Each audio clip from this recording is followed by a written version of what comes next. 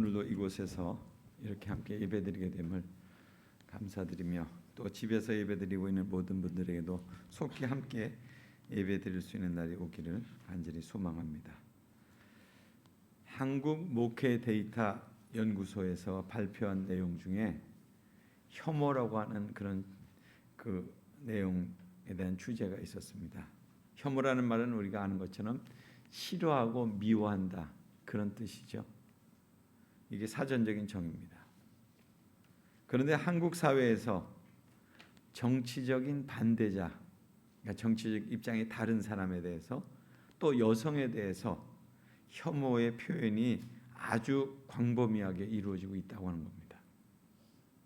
그러니까 최근 1년간 혐오 표현을 한 접촉자들을 이렇게 대상으로 이렇게 통계를 냈는데요.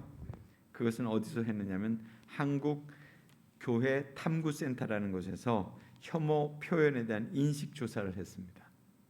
그런데 거기에서 정치적 반대자에 대해서 한국 사회 사람들이 갖고 있는 인식이 62%가 혐오하고 있다는 거예요.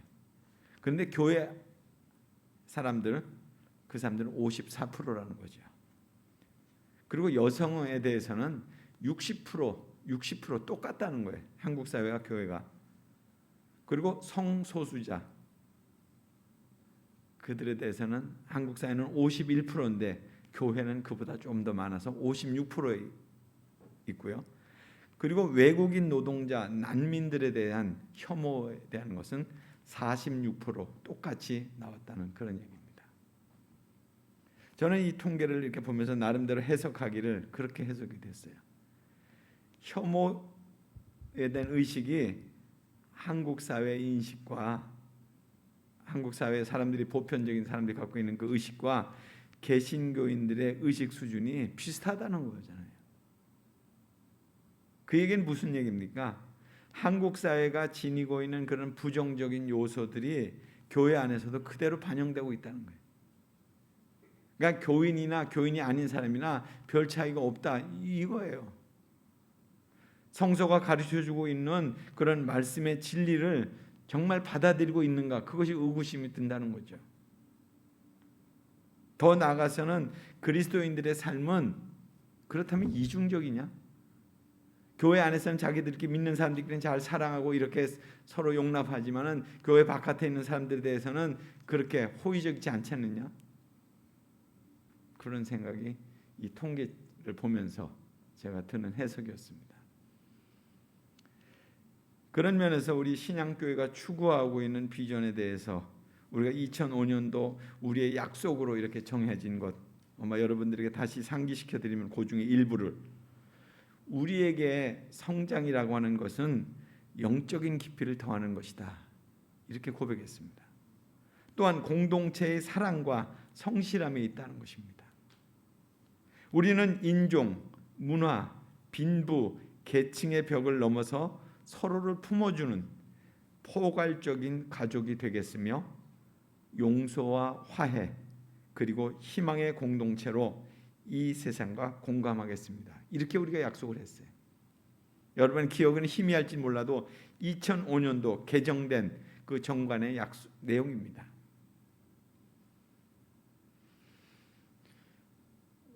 오늘 이렇게 본문을 읽으면서 여러분들도 어떤 생각이 드셨는지 모르지만 가장 강하게 이 본문 속에서 저에게 제 마음에 울림을 줬던 건 뭐냐면, 들려오는 말씀은 주를 보지 못하리라 이 말씀이었어요. 이거 지금 믿는 사람들에게 지금 얘기하는 거예요. 믿음의 공동체에게 지금 던지는 경고의 말씀이에요. 천국 입성 기준은 결국 주님을 만나는 거잖아요. 주님을 만나야 되는 거잖아요. 모든 사람이 주를 따르려고 하는 것은, 따른다고 하는 것은 천국에 입성하려고 하는 거잖아요. 근데 이 말씀은 단순히 찾는 것을 의미하는 것이 아니라 긴박감을 가지고 최선을 다해서 추구해야 된다는 거예요. 주를 보려면, 주를 만나려면, 천국에 들어가려면 지금같이 이렇게 해가지고 안 된다 이런 얘기입니다. 그러니까 하나님께서 주시는 은혜의 선분에 대한 보답으로 그리스도인들이 향하는 노력, 강조하고 있는 것입니다. 오늘의 말씀은 그리스도인들이 반드시 추구해야 될 그런 두 가지 주제를 우리에게 말씀하고 있어요. 화평함과 거룩함으로 따르라. 화평함에 대해서는 두 가지 견해가 있습니다. 불신자들을 포함한 모든 사람들과 평화를 이룩하는 것이 화평함이죠. 당시에 기독교를 믿는 사람들, 그 당시에 사람들로부터 혐오의 대상이 됐었어요. 사회적인 차별도 받았어요. 공개적으로 믿음 생활도 할 수 없었습니다. 더 나아가서는 믿는 자들을 핍박했습니다. 그런데도 그들을 향해서 마음을 열어야 됐어요.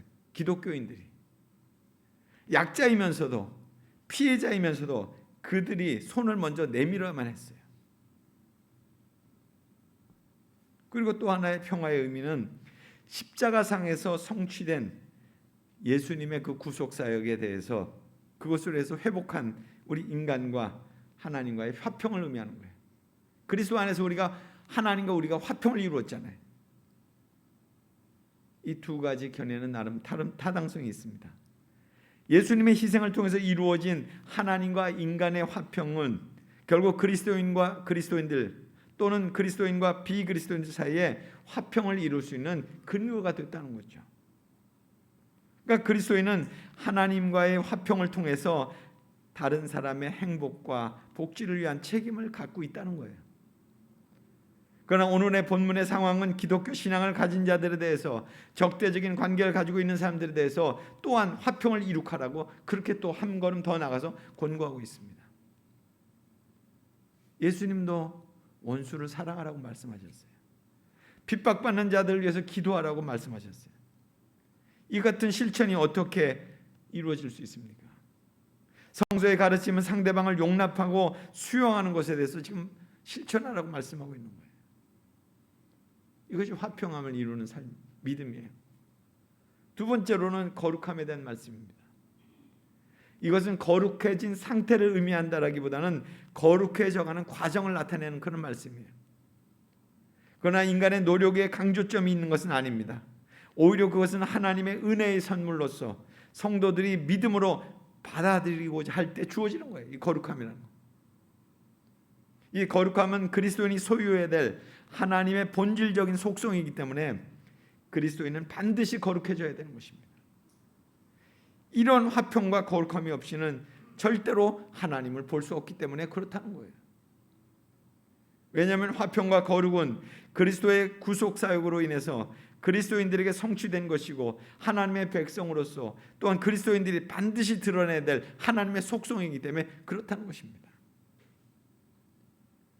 오늘 말씀은 화평과 거룩함에 대해서 자기 자신을 돌아보라고 권고합니다. 너희를 돌아보아.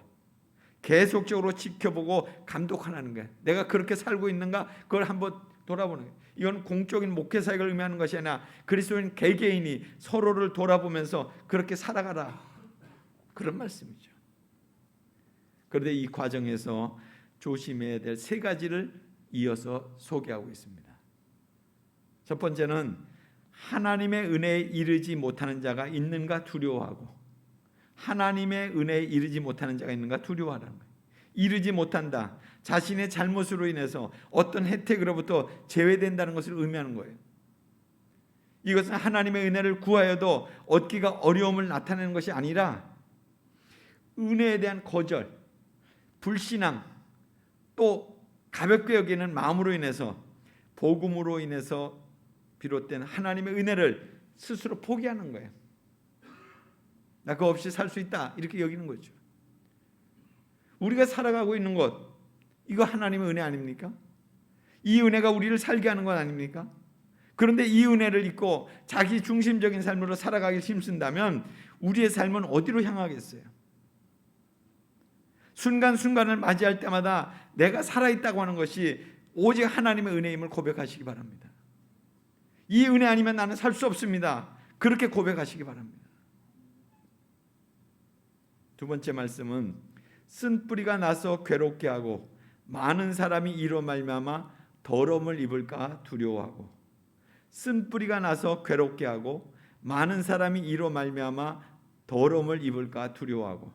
이것은 신명기 29장 18절의 말씀을 반영한 거예요. 쓴뿌리, 독초나 쑥의 뿌리를 의미하는 것으로서 신명기에는 이스라엘 백성들이 애굽에서 나와가지고 여러 나라들을 거치면서 그들이 우상들을 보았어요. 이로 인해서 하나님을 섬기는 것을 멀리하게 될 것을 이렇게 경고하고 있는 거예요. 히브리서 저자는 이러한 인용들을 통해서 인간이 갖고 있는 완고한 기질로 인해서 생겨나는 그런 불신앙과 또한 배교가 그 당시에 그 공동체에 팽배해지지 않도록 그렇게 조심할 것을 권고하는 거예요. 그러니까 거룩함을 덧입기 위해서는 어떻게 해야 됩니까? 결국 우리 자신을 잘 살펴야 돼요. 우리의 생각과 마음이 무엇에 집중하고 있는지를 그리고 경계해야 되는 거예요. 우리의 문화는 복음을 받아들이기에는 전혀 다른 상황입니다. 다른 환경이에요. 거룩을 추구하기 위해서는 자신의 정체성, 정말 영적인 제사장으로서 그것이 분명하게 확립돼야 되는 거죠. 매일의 삶에서 말씀과 기도로 준비된 삶을 살아야 하는 것입니다. 그리고 세 번째로는 음행하는 자와 혹 한 그릇 식물을 위하여 장자의 명분을 판 에서와 같이 망령된 자가 있을까 두려워하라. 음행하는 자와 혹 한 그릇 식물을 위하여 장자의 명분을 판 에서와 같이 망령된 자가 있을까를 두려워하라. 그러니까 성적인 부도덕을 행하는 음행하는 자와 창세기 25장에 나와 있는 에서에 대한 얘기. 에서가 들에서 돌아왔습니다. 그런데 야곱이 그때 팥죽을 쓰고 있었어요. 그러니까 야곱에게 뭐라고 그랬습니까? 오늘 팥죽 한 그릇 내가 다 달라. 그랬더니 야곱이 한 말 그대로 합니다. 오늘 장자의 명분을 내게 팔라 이렇게 얘기합니다. 형에게. 그랬더니 이 형 에서가 뭐라고 그럽니까? 죽게 되었는데 장자의 명분이 무엇이 유익이 있겠느냐? 그래서 그래 너 가져 이렇게 된 거예요. 그러니까 음행하는 자와 은유적으로는 하나님의 계약을 파기하는 자로 망령된 자인 에서와 같은 사람들이 당시 공동체 안에 있었다는 거예요. 그러니까 하나님의 약속을 잊어버린 거예요. 하나님의 택한 백성이라는 것에 대한 정체성을 잃어버린 거예요. 에서는 장자의 명분을 팥죽 한 그릇에 팔아버림으로써 현세적인 것을 위해서 하늘의 참 복을 무거찬 것으로 내던지는 자의 모델이 됐다는 거예요. 이런 에서의 행위는 하나님께서 장자에게 주시고자 하는 그런 축복에 대한 불신앙에서부터 비롯된 것으로 배교자들과 전혀 다를 바 없다는 거예요.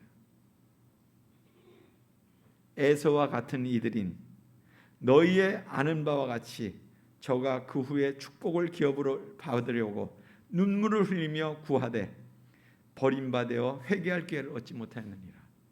너희의 아는 바와 같이 그 후에 축복을 기업으로 받으려고 눈물을 흘리며 구하되 버림받아 회개할 기회를 얻지 못했다고 그랬습니다. 본문은 앞절에서 망령된 자의 예시로 소개하는 에서에 대한 설명이잖아요. 축복은 에서가 아버지 이삭에게서 받고자 했던 하나님의 실질적인 복을 의미하는 거예요. 그런데 에서는 축복을 받기 위해 눈물로 구했지만은 받지 못했다는 얘기예요. 왜 그렇게 됐습니까? 에서의 눈물은 축복을 도로 찾기 위한 눈물이었지 장자의 명분을 통한 하나님의 은혜를 가볍게 여긴 그것에 대한 회개 눈물이 아니었다는 거예요. 그러기에 그가 눈물을 흘리며 간구했던 그 축복을 하나님께로부터 받을 수 없었다는 거죠. 왜냐하면 그가 하나님의 선물을 멸시했기 때문에 그렇다는 거예요. 에서가 눈물로 간구했음에도 불구하고 하나님으로부터 장자권에 대한 재고의 기회를 얻지 못한 것은 배교자의 경우에도 동일하다는 거죠. 하나님의 은혜의 선물을 가볍게 여기고 현세적인 것을 추구한 것에 대한 아주 엄중한 경고가 되는 거예요. 이제 오늘의 말씀을 정리합니다. 화평과 거룩의 믿음은 오늘 사는 우리에게 아주 중요한 믿음이에요. 첫째로 화평의 믿음, 세상과의 관계에서 필요합니다. 믿음 안에서 화평을 실천하는 거예요. 초기 그리스도인들 당시 혐오의 대상이었다고 그랬죠.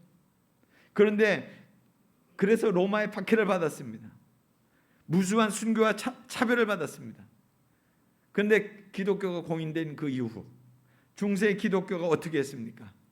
십자군 전쟁을 통해서 이슬람을 혐오했어요. 그 외에 이슬람은 유대인을 혐오했어요. 지금 유대인은 팔레스틴을 혐오하고 있어요. 결국 혐오가 계속 순환되고 있는 거 아니에요? 결국 혐오는 누군가 그렇게 얘기했어요. 혐오는 혐오하는 자신의 피를 먹고 자란다. 이렇게 얘기해요. 내가 누구를 혐오하면 그 피를 먹고 자란다. 엄청난 말이에요. 그 연세대학교 18대 총장이 그런 얘기를 했었더라고요. 우리의 세상은 사랑과 평화가 필요합니다. 주님의 평화가 이루어지기까지 우리가 해야 될 믿음의 숙제가 있는 거예요. 화평의 믿음을 지니기 원한다면 세상을 볼 때 동등한 시각으로 바라봐야 돼. 동등한 시각으로. 남성과 여성, 사회적 신분과 계층의 차이, 정치적인 신념의 다름, 이것에 대해서 동등하게 봐야 되는 거예요. 그럴 수 있고 그렇게 살 수 있는 거다. 화평이 깨지는 이유 뭐예요? 상대방에 대해서 내가 우월감을 가지고 있기 때문에 그런 거 아니에요. 화평의 믿음을 삶의 자리에서 실천하지 않는다면 우리는 진정한 믿음을 지닐 수 없어요. 두 번째로 거룩의 믿음은 자신의 정체성을 확립하기 위해서 필요합니다. 자신이 그리스도인으로 살아가고 있다면 자신이 존재하는 이유가 하나님의 은혜임을 고백할 수 있어야 합니다. 내가 하나님의 자녀가 되어서 이 같은 삶을 살게 된 것 하나님의 은혜일 뿐입니다. 이렇게 고백해야 되는 거죠. 하나님께서 자신의 아들 예수 그리스도를 십자가 위에서 희생시키심으로 인해서 우리가 얻은 것이 구원 아닙니까? 이것이 우리의 믿음의 시작이고 완성점이에요. 구원받은 자로서 하나님의 뜻을 실천하며 살아가는 것이 마땅한 거죠. 하나님의 뜻을 추구하는 삶, 그것은 한마디로 말씀드린다면 거룩한 믿음이에요. 이 믿음은 수도원이나 교회 공동체를 넘어서 실천해야 될 믿음이에요. 그래서 항상 자신의 마음이 어디에 관심을 두고 있는지를 살펴야 돼요. 내 마음이 가는 곳에 내 믿음은 거기 있으니까. 세상은 죄의식과 죄책감으로 사람들의 삶을 자꾸 옥조이고 있는 것 같아요. 그들에게 복음 안에서 누리는 자유가 있음을 우리가 전파해야 됩니다. 우리 자신이 바로 영적인 제사장임을 잊지 않을 때 그렇게 할 수 있는 거예요. 화평함과 거룩함의 그 믿음으로의 추구, 그것이 우리의 본래적 사명이고요. 또 그것을 위해서 주님께서 우리를 부르셨고요. 또 그것을 향해서 우리가 마지막까지 그것을 감당해야 되는 것입니다. 우리가 그리스도인 된다고 하는 것 그냥 교회 와서 예배 한번 드리고 가는 것이 아니에요.